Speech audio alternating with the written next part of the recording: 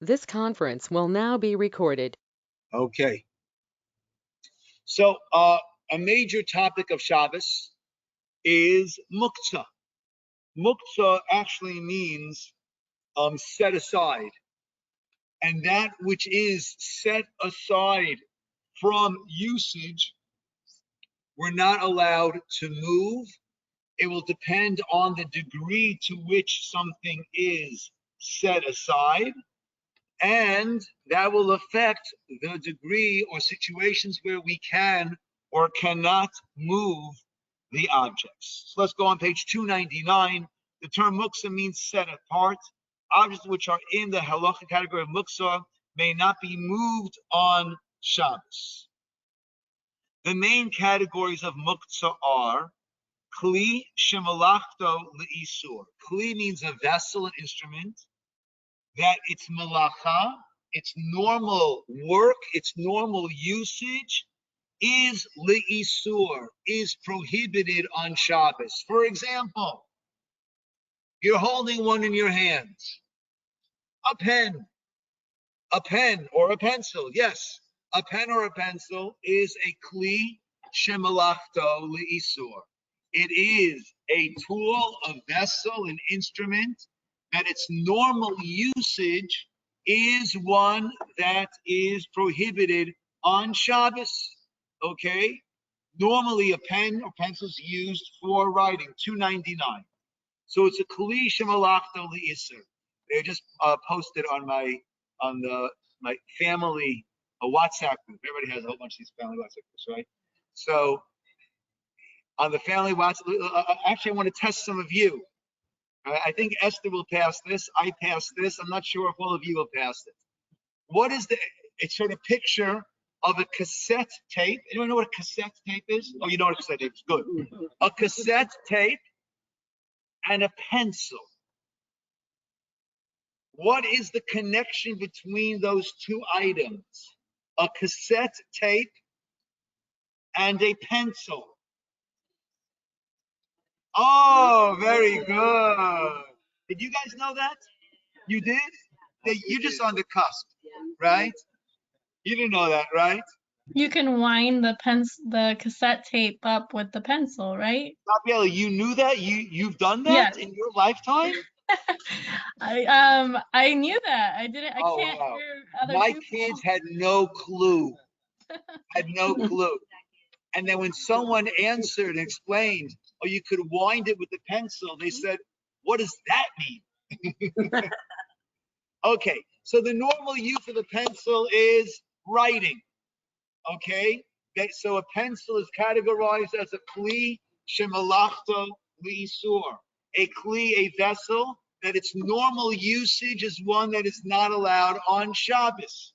You might also be using it, well, winding a cassette is equally problematic, but you might also be using a pencil, I don't know, something fell between the bookcase and the wall, and you need something thin to get it out. When the kids' toys fell over there, that's a permitted usage, right? But this is a vessel that its normal usage is prohibited. So can I use that in order to get a checker that fell between the bookcase and the wall or not? We'll have to see. That's why I get paid the big bucks. Okay, we'll have to see. That's the issue over here. That's one category. Category number 2, page 299, guys, is muksa malchus chisaron kis. An object of value normally used for work prohibited on Shabbos, whose owner is particular about not using it for any other purpose. Okay? The classic example that we give of that is the knife that a moel, someone who's going to who does circumcisions, uses. It's an expensive item. He won't use that to peel a cucumber, to slice a tomato, right? He's not going to use that to slice a tomato, to cut open a melon, right? Why is that? It's a very expensive item, and you don't want to use it for other, right? You use it to cut into a melon, it's going to become dull, you know? You don't want to use it for that. So that's a kli that's very much set aside, for a specific usage. An example for us in our world might be, I was calling right now, but might be a cell phone, right? This is a fairly expensive item, right? A good $4, $5, $6, $7, $800 item, right? And if I need to use something in order to pry something open, I'm not going to use my cell phone for that. Okay?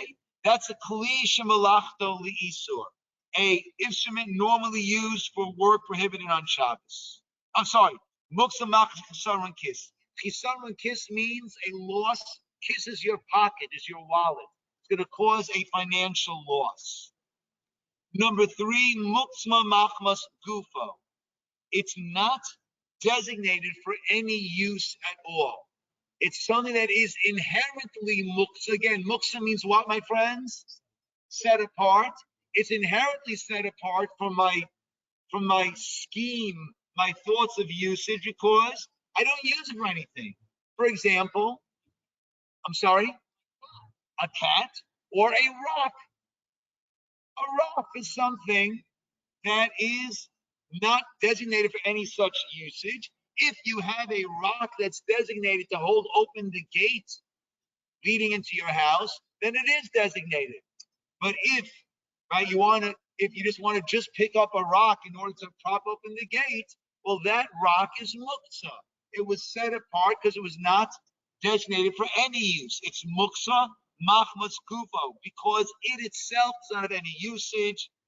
And number four is a basis l'davar ha'asur, something that is used as a basis, same as the English word, as a base for something, supporting something that is muksa. Meaning, let's say I took my cell phone before Shabbos and I placed it down, and the set place where I place it down is on, I have a pile of books and magazines in my room, and that's where I like to keep my phone. I put it there before Shabbos, and that way I know after Shabbos, that's exactly where I'll find it. I don't have to go through my usual, where did I put the, right, and do that whole dance, okay? So now let's say it's on some magazines, it's on some books. Magazines or books are not muktzah items, but being that they are a designated base for this muktzah item, then even if one of the kids or grandkids will come along and move it off there, so now that magazine is accessible.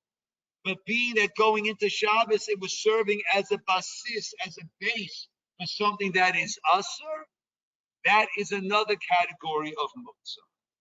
So let's see how these apply, and let's see the most common applications. The most common situation is page 300. Thank you. L'chaim. Kli shemalachto le'isser. A vessel, an object that is normally used to do work prohibited on Shabbos, such as writing implements. We discussed pens or pencils. A match, right? A match is normally used to ignite a fire. Can't do that on Shabbos. Pens and pencils can't write on Shabbos. Building tools, a hammer, a saw, nails. Kitchen utensils such as a sieve, a grater, sifter, empty pots and their lids. Okay, so the empty pots are normally used for cooking. That you can't do on Shabbos. So, Rabbi, are you saying that if you had a chicken soup Friday night and it's in a big pot and there's no room in the fridge for the big pot, that you can't take out a smaller pot now that half the soup's been eaten and put into a smaller pot to use that as that muktzah? Well, let's wait and see. Okay. What is the status of this kli shemalachto leisur? And these are terms that you want to become familiar with. Meaning whenever the RCC, Rabbi, whoever it might be, will be discussing this with you, they're going to expect a certain familiarity with these terms, right? If it's going to all be sounding Chinese or Greek to you, nothing against anyone from China or from Greece, right? But that's, they'll want a certain familiarity with these terms. So the kli shemalachto le'iser. Say that 5 times fast. No, I'm just kidding. Okay, kli, instrument, she, that malachto, its usage, its work is le'isur, is prohibited. Its typical usage is prohibited. Okay, now, so that's muksa. That's set aside from your range, your scheme of usage. But it's not as set aside as a rock out in the field, because this is something that you do use commonly. And even though its main usage might be for something that you can't do on Shabbos, but there are alternative usages, like getting that checker between the wall and the bookcase. A pencil might be just the thing they'll fit in perfectly and get it out. So there are other usages for it. So even though it's muktzah, it's set aside, it's not so set aside. Therefore, the rule is as follows on page 301. A kli shemalachto le'iser may not be moved on Shabbos, except if it is needed for a permitted Shabbos use. So if you need that pencil, or you don't need, you want to use a pencil to get that checker that's stuck between wherever it is out, you may. Or one needs the place where it's lying. This happens sometimes. It happened to me when I wasn't feeling well, Erev Shabbos. We had to go, actually, whatever. Long story, a while ago. All's good, don't worry, right? But we didn't have a chance to clear the table before Shabbos. So what was on the table? Some notebooks and some pens and pencils. Muksa, you can't move it. Well, a kli shemalachto le'iser, it can be moved, what's called the tzorech gufo, if you need it for itself, for permitted usage, or l'tzorech for the need of mikomo, of its place. So we needed where it was. We wanted to have a Shabbos meal there. Once we were ready to have a Shabbos meal, and we needed that place. So we were allowed to pick up the pencil and pen, whatever it was, and put it elsewhere. Because it's muksa, it can't be moved randomly, but if there is a need, tzorech gufo for its usage, or tzorech makomo for its place, then it is allowed. Because again, being that it is a kli, so then it's not that muktzah, it's not that removed from my thinking. But let's say I left it outside and it's starting to rain and it's going to get ruined, or it's sitting in the sun, I'm afraid it's going to get ruined in the sun. Well, that's not needing it for a Shabbos purpose, permitted Shabbos purpose. I don't need its place. So then I would not be able to move it. An example, the classic example of kli shemalachto le'iser that can be moved for permitted Shabbos use is a hammer. A hammer is a vessel that its normal usage is prohibited on Shabbos because it's used to knock nails into a wall. That's part of the building process that is prohibited. But let's say I want to use that to crack open some nuts. So it can be moved for that. That's using this kli shemalachto le'iser for a permitted usage. One is allowed to crack open nuts on Shabbos. However, if one has a nutcracker or any other suitable tool, not muktzah, that would be preferred to use. But you can use, and this is the classic example of a kli shemalachto le'iser that can be used for a permitted usage. The hammer, normal usage, hammering nails, prohibited. You want to use it to crack open a nut, you're good to go. An example of a kli shemalachta l'isser that can be moved if one needs its place is a hammer lying on a table where one wishes to eat, or on a chair which one wishes to use. In these situations, one may move the hammer to another place. Okay? That is the most common and prevalent of the muktzah categories and situations. 302. Muktzah machmas chisaron kis. It's muktzah because of chisaron kis, a loss, chisaron, lacking of the wallet. It's going to put a hole in your wallet. It's going to cause you a loss of money.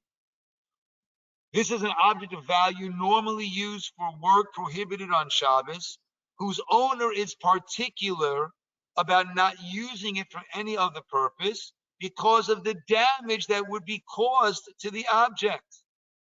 Included in this category is another one, like the typewriters. What is a typewriter? Who ever heard of a typewriter? Oh gosh, have any of you ever used a typewriter? Oh, Yes. oh, the pain of writing a paper and realizing that you left out a sentence. Oh gosh.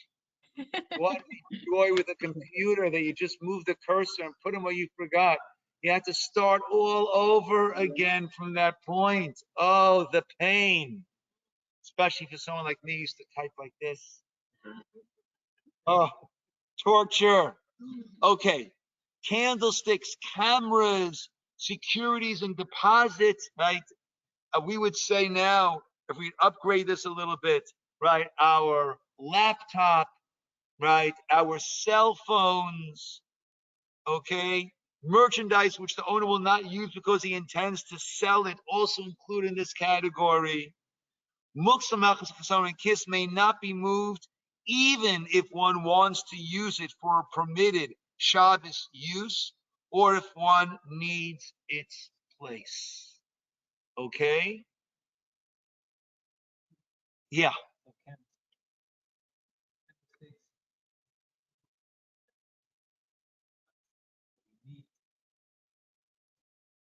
Correct. Correct. Correct. Could you repeat that? We can't. It's the Yeah, laptop's not picking I up. was saying if we left candles on the table that we're having dinner, candlesticks on the table before we had dinner on Shabbos, then if we need the spot that the candlesticks are on, we're not allowed to move the candlesticks. Correct. Mm-hmm. That is correct. That's why it's a good idea when you're choosing a place to light your Shabbat candles, best not to have it on the table, right? Yeah, best not to have it on the table because, right, right, kids, things spill on the tablecloth. It becomes, right, better to have some sort of a shelf or a table, whatever, something else, right, that you could use for your Shabbos candles. Yeah. Okay. Now we can understand this logically. This is something that you would not normally use for another usage. Therefore, in your mind, it was muktzah, it was set aside, whereas the hammer was not set aside. I have no compunction using a hammer to crack open some nuts, but I would normally have issues about using my candlesticks to crack open nuts or something like that. Therefore, it is further removed from my realm of things that I will use. Therefore, it has a greater degree of muktzah on it. And even if you need the place or need it for something else, you would not use it. Similarly, 303, muktzah machmas gufo, something that is an object that it's muktzah machmas because of itself, meaning it itself does not serve any purpose. An object which is neither a utensil nor a food, such as stones, sand, peels, pits, coins, telephone, and subway tokens. This is so anachronistic, right? Right? Dinosaurs. Oh, sorry, right? subway tokens. Anybody remember the subway tokens? Okay, or an asimon, those who were ever in Israel. Anyone know what an asimon is? So the phones in Israel used to have a special coin that was made by the telephone company, and that was what you put into a payphone, right? And that's how you would get time. Why didn't they just use money? Wouldn't that be smarter? Well, the way the shekel was devaluating then, if they'd use money, they have to keep re-rigging the phones for a greater amount of money for a phone call. But you could just raise the price of the asimon, and that way, so that's another little bit of useless information that I like to share once in a while. Okay, animals. Food which requires cooking to become edible. Flour, uncooked beans, raw potatoes, non-kosher foods. Fruits and vegetables from which Truma and Maser were not separated. Okay, that's only talking about in Israel, where the produce itself has holiness, and therefore it has to be properly tithed. And if it's not properly tithed, you can't eat it. Muksamach will not be moved, even if one wants to use it for a permitted Shabbos use, or if one needs its place. Again, similar to what we said before, that is completely removed. Now, I know pets is a big issue for many people, and many people will argue and say the pets are not removed from my thinking at all, right? And it serves a purpose. It calms me when I pet my animal, right? Yeah. So that is an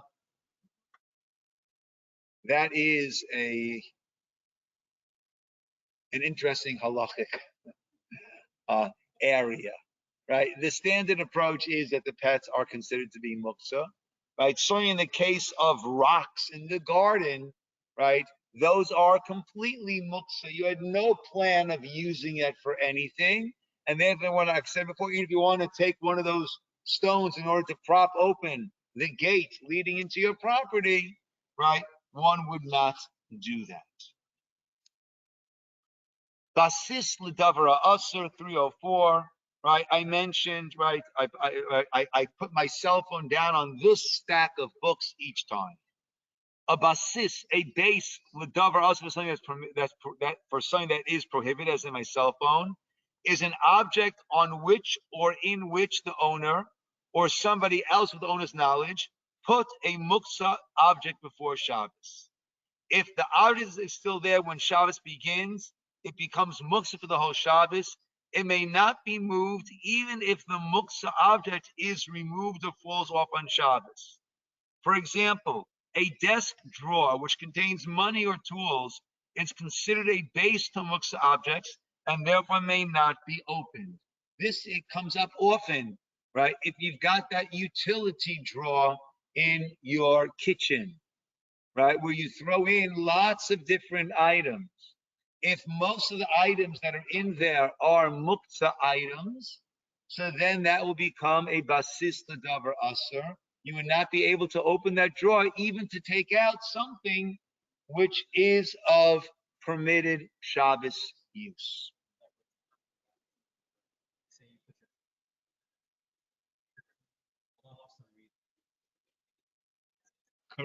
Correct. But let me see. Let's say this.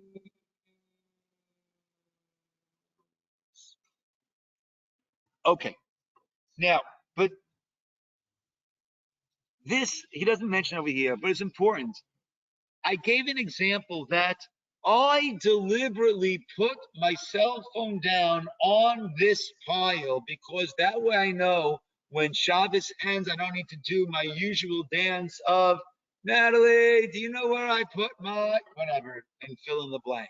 Okay?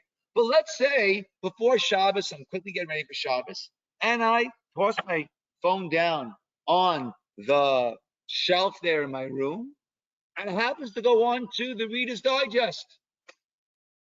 That is my typical Shabbos bathroom reading, right? So now, can I, right? Yes, I can. Why? but the cell phone was on that going into Shabbos. Isn't it a basis l'davar asur? No. Why not? It's not designated. It was. I didn't use that as a base, right? It's in the words. Is it a base for the thing that's asur? No. It happened to have been placed upon it, but that's not the base for it. Then it's okay. If the object beginning Shabbos held both muksa and permitted objects, the law is different. If the permitted objects are more important and the muksa object cannot be shaken off, the base may be moved. Okay? So if you've got a drawer which might have a few pencils in there, but it has other things which you can use on Shabbos, right? Right? I mean, typically we don't put pencils in with our silverware, but let's say one would, right? So the main thing is the silverware, so then one could use that. Yes, Esther.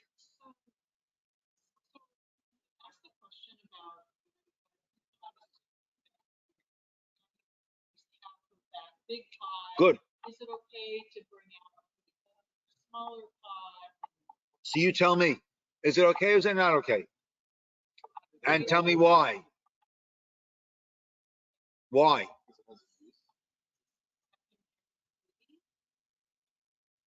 Because, so if we're going to say that pot is a klish malachto le'isser, because it's normally used for cooking, right? But klish malachto le'isser, I'm allowed to use it. I'm allowed to move it litzorech gufo if I want to use it in a permitted fashion, or if I need the place where it is. Over here, it's the first case. I want to use it for a permitted fashion. The permitted fashion is to store the soup in. So yes, so even though it's a klish malachto le'isser, that's good, a great example of using it for a permitted use. Probably a more common example than the classic example of using a hammer to crack open a nut. That's a very common example that happens very often on Shabbos as we're trying to put things away and have them fit. So we're going to condense into a smaller pot, which could hopefully, then we can fit it or whatever we have into the fridge. Okay? Right? Also, let's say our 9x13 pans, the disposable aluminum pans, right? So those might normally be used for baking or cooking in them, but I can still use them for storage, and that happens very often, right? That you use it for storage as you're putting away the leftovers after a Shabbos meal or something like that. Cases in which it is permitted to move muksa, splinters and glass fragments which may cause injury may be removed, right?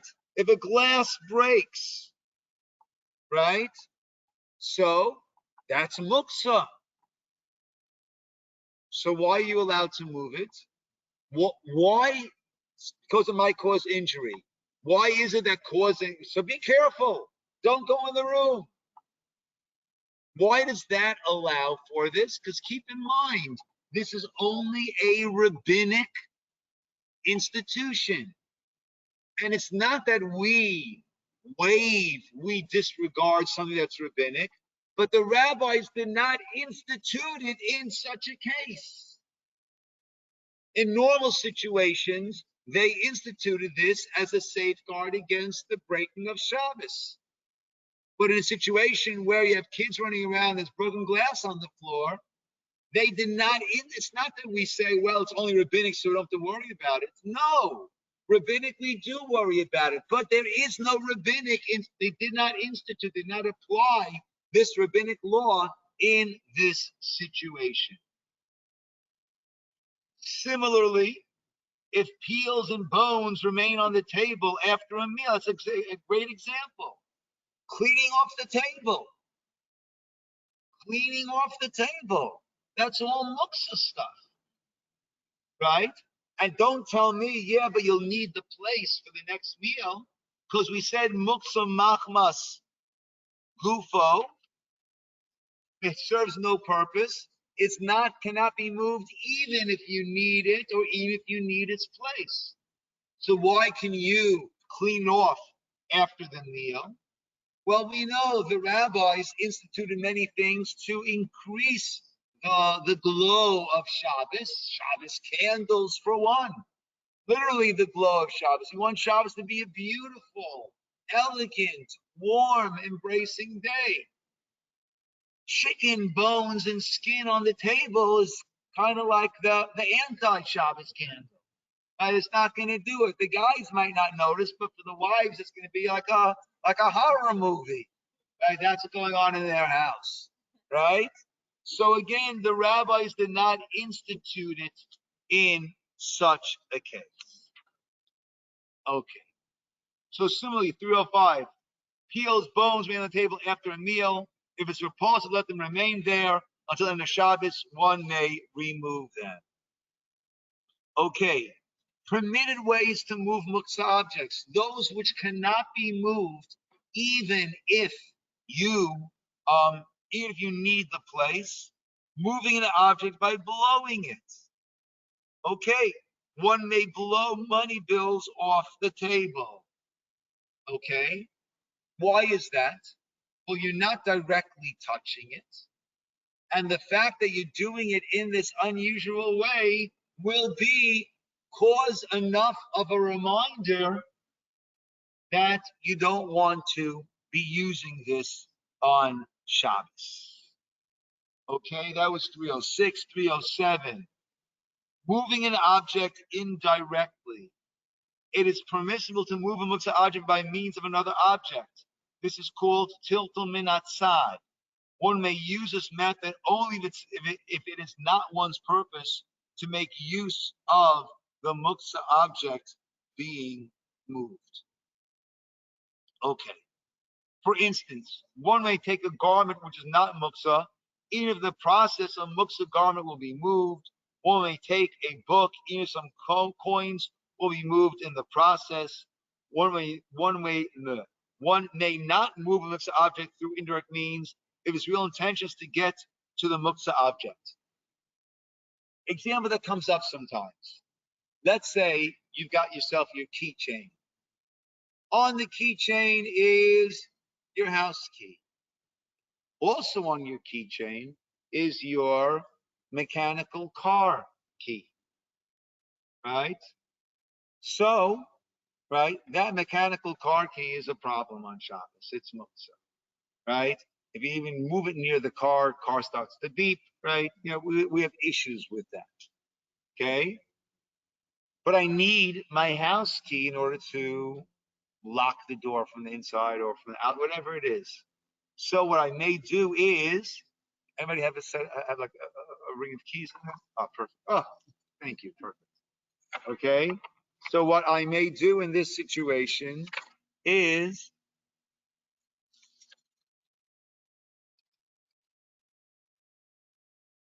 even though by my lifting up this key, this regular mundane house key, what am I moving?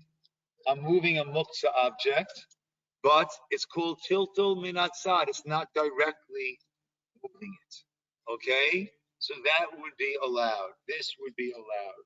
This would be the problem. That's the problem. This would be okay, even though this is going along for the ride. Ideally, before Shabbos, you'd want to, I like that, as this thing to, take it on and off. Yeah.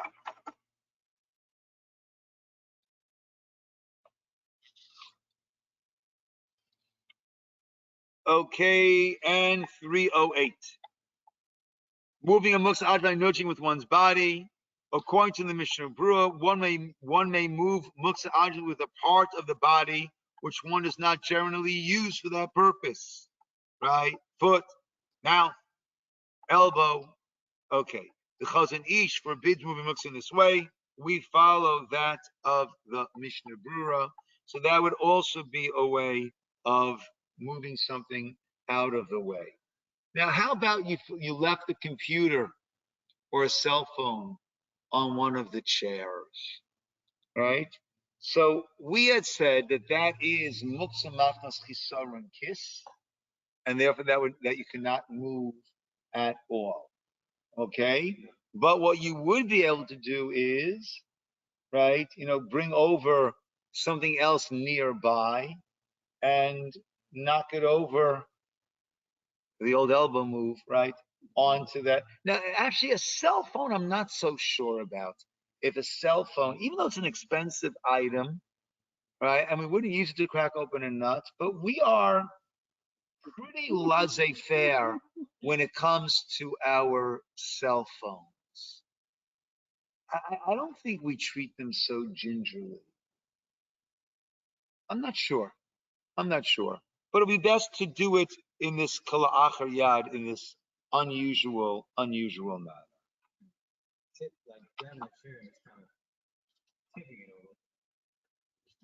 Yeah, yeah, yeah. Okay. The next category we're not going to go through. It's the laws starting at 309, the laws of Eruvin. Okay. An Eruv means to mix in. What an Eruv, right? We know that we can't carry, well, one is not allowed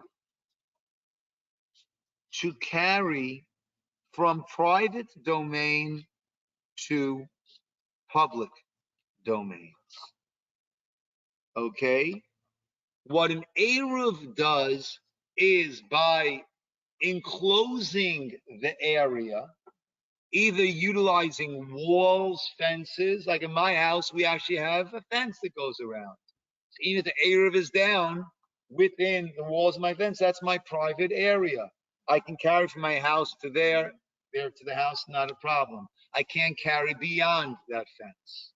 The way that modern city Eruvs work is, well, we can't start building a wall around, right?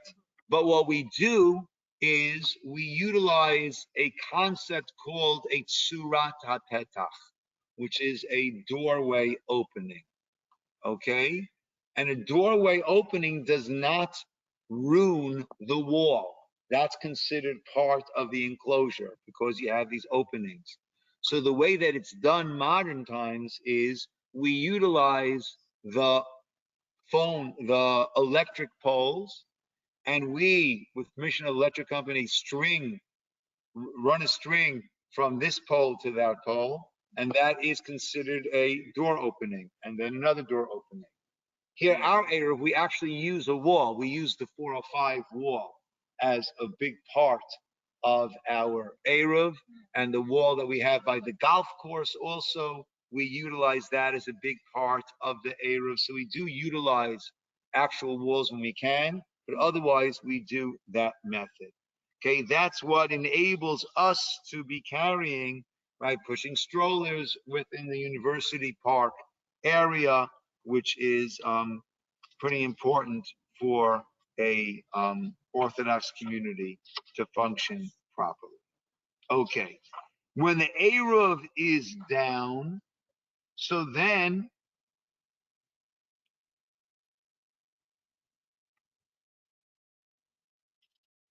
whatever we are wearing is okay. What we are carrying is a problem. Okay, so right, it's getting hot, and you like to take off your jacket, and right, that's a problem.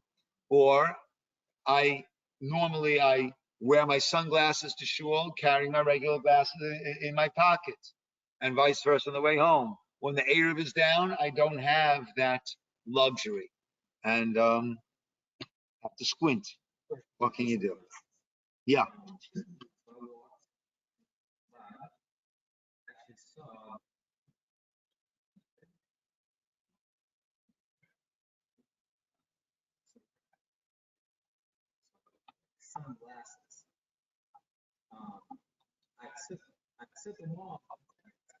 That's okay. With me, I need glasses, right? So if I take off my sunglasses when I get here, I know my other glasses, then it's, anybody here? It's problematic. But yeah, that's fine. It's okay because he's wearing it. And once he's in Chabad, you're inside the building, you're in a private domain. So then carrying around in the private domain is not going to be an issue.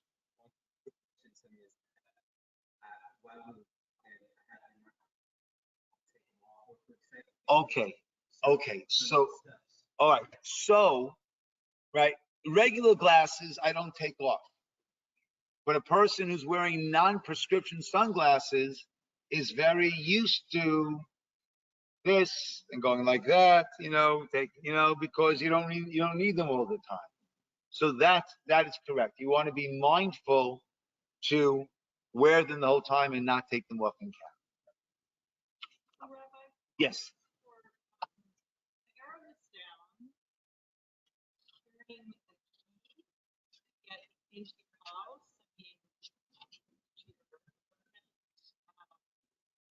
Put it in your shoe. Is that considered wearing it? Okay. So that's a problem because you're not wearing it in your shoe, you're carrying it in your shoe, right? And sometimes a person will pin it to the thing, right? But unless that's something that you would normally wear as, hey, nice pin, right? Then you're not really wearing it, all right? You are carrying it, okay? So in those situations, what one would want to do is, if there is, well, the best thing to do is to get a lockbox, right?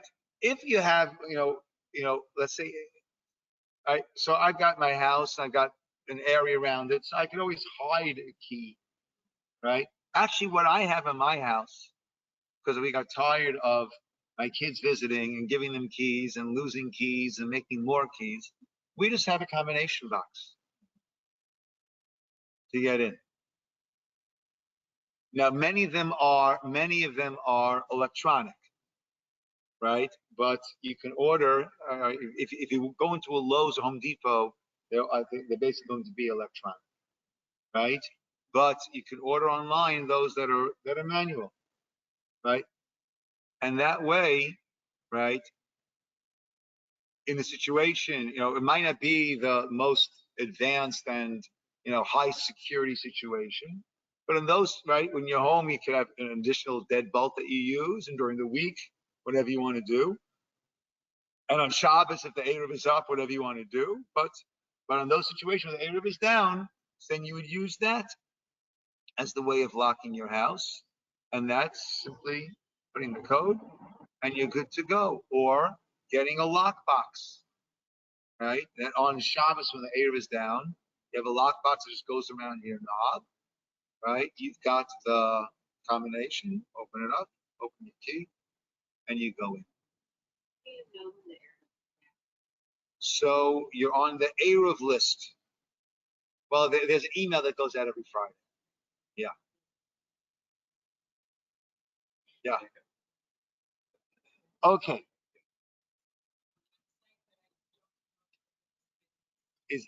Yeah, we have to ask Sarah if that it actually gets updated properly or not.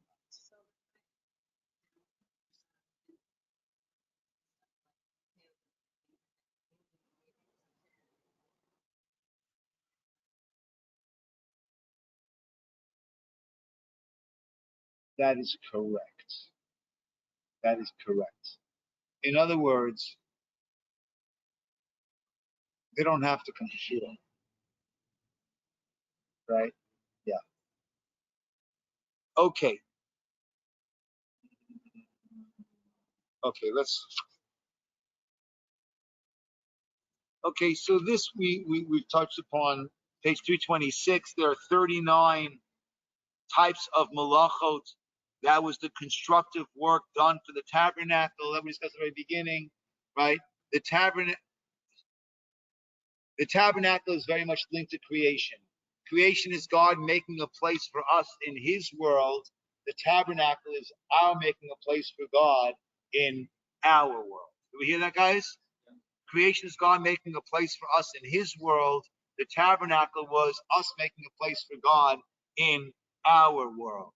So the third malacha that we don't do on Shabbos, those creative activities where we don't, God stopped creating, we too, are those that we use to create that tabernacle. We also discussed there's an Av malacha and there is the Toldot.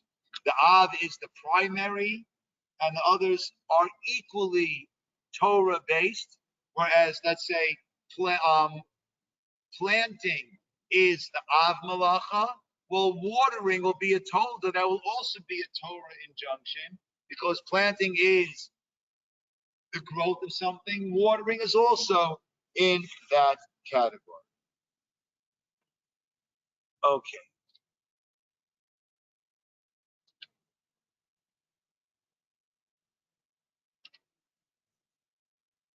Okay.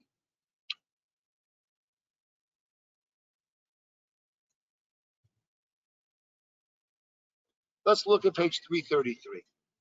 What are the rabbinical laws on Shabbos? Besides the Av Malachan and the Toldot, again, Av is the primary, Toldo, those that are literally born from it. Our sages prohibited additional acts. They're called Shvus, Uftin Techol, weekday things. They were ordained for one of the following reasons. Number one, it's similar to one of the 39, or it could lead to violate Shabbos by Torah law, or it involves strenuous work. Okay. So 334, things that are similar to separation by selection is Av Malacha. To strain a liquid is a tolda that Av Malacha. To filter a liquid that has already been strained through a garment, right? Okay, rabbinical. Okay, not so. Okay, the act could lead to one to violate Shabbos by Torah law, right? Splitting a thin piece of wood is done Malacha. Right, splitting logs into large chunks as well, lest it comes to split into thin pieces. I would say muktzah is the best example of that. That we don't want you to even touch this pencil, right? Because it's something that is normally used for prohibited usage. Lastly, strenuous work, right? One may remove only 4 or 5, okay, storage to make room, right? Okay. So we try to avoid the strenuous work that we do on Shabbos. We don't want to do strenuous work on Shabbos because that all takes away.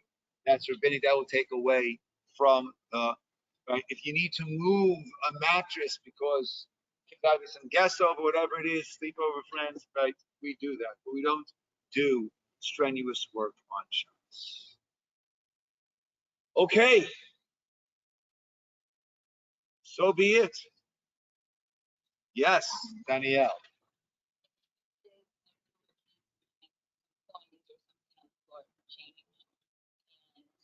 Or we see it, little one that's getting really having who's doing a moment.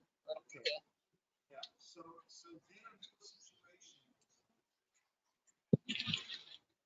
that would be a situation I think similar to the glass broken.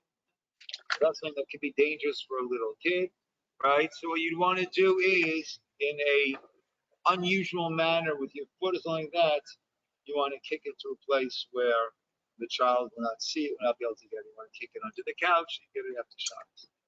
That's what you would do. That's similar to the glass, right? And those situations where it could be dangerous, right?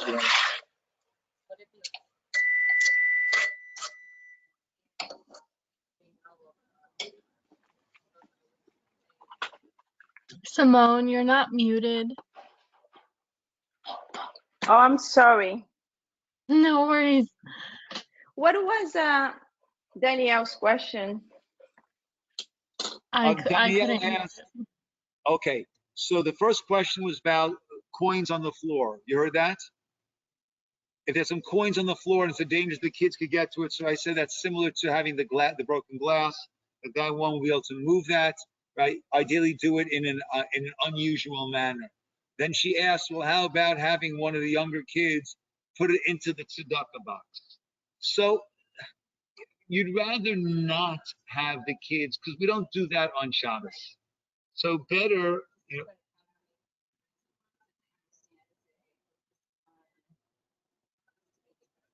Yeah, yeah, yeah.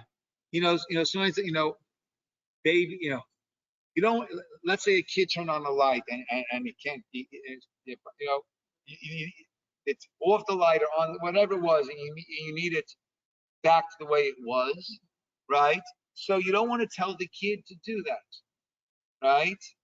If a kid loves to play, if you have an infant who's clueless or anything and loves to swat at it, then you might bring the kid over next to them.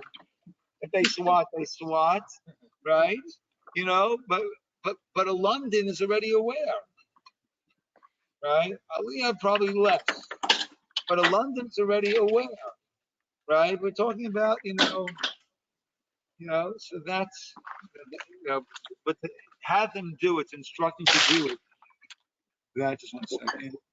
That's better not to do. All righty.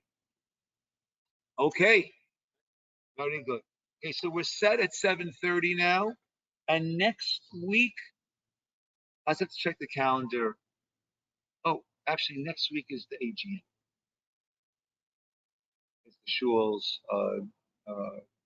general meeting. Let me see what time it's called for. Maybe we can have class for a half hour before that. And so do all of you.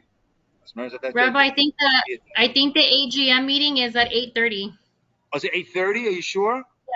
Yeah, I can confirm. I'll put it in the message. I'm Okay. looking for, yeah, I'm almost positive. So I'll confirm in the message for Very everybody. good. So that works then. Good. Okay, so if that's the case, then we're good to go. And I'll also want to check the calendar to see if we'll start Rosh Hashanah yet. Maybe we'll get started Rosh Hashanah and Kippur and Sukkot. And we'll start Kashrut after. Yeah, because we're not going to have too many classes. Because Rosh Hashanah is Monday, Tuesday. Yeah. So that's when we start next week. We'll start Rosh Hashanah, Yom Kippur, Sukkot stuff. And then right after that is when we will start Kashrut. All righty? Rabbi, the class, Yes. the AGM meeting is at 8 p.m. Oh, it's at 8 p.m. At 8 p.m. Yeah, they rescheduled it from 8:30 to 8 p.m. on the 13th. So we will have we'll go 7:30 to 8 next week. You want probably Mincha probably being a little bit earlier. So let me check. Maybe we'll start 7:20. That will work for people, right? Start 7:20 this next week. So we will try to get in a little bit more. Okay. Very good. Okay. Good night, everyone. Good night, everyone. Thank you. Good night.